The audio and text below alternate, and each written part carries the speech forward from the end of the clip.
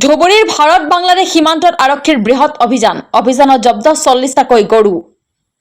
ধুবুৰীত এতিয়াও অব্যাহত আছে অবৈধ গো সৰবৰাহৰ ৰমৰমীয়া বেহা।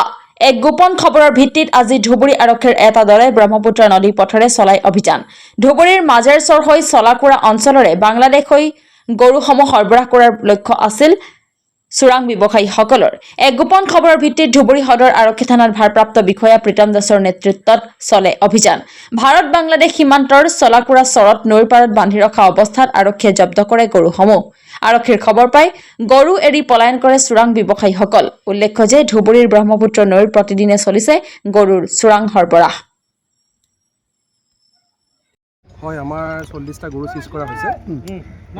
আমাৰ অনাৰেবল SSP ছাৰে এটা খবৰ পাই কি অবৈধ গৰু গৈ আছে, সেই খবৰৰ ভিত্তিত আমি এটা অপাৰেশ্যন কৰোঁ। কিন্তু অলৰেডি গৰুবিলাক দুৰ্বৃত্তই লৈ গৈ আছিলে।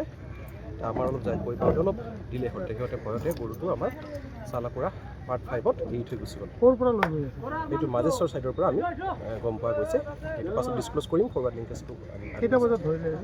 এইটো আমাৰ ৰাতিপুৱা 7:30 মানত ধৰা আছে। গৰুবিলাক ক'ত গ'লে হয়? এইটো আমি বাংলাদেশত যোৱা খবৰ এটা খবৰটা আছে। কিমানজন আছিলে গ্ৰুপত, কিবা গম পাইছে নেকি? নাই, দুষ্কৃতিকাৰী আমি ওলাই আছোঁ। কিমান গৰু টোটেল? 40টা। নাও জব্দ কৰিছে নেকি? নাও জব্দ কৰা হোৱা নাই, নাও লৈ গুচি গৈছে। ঠিক আছে।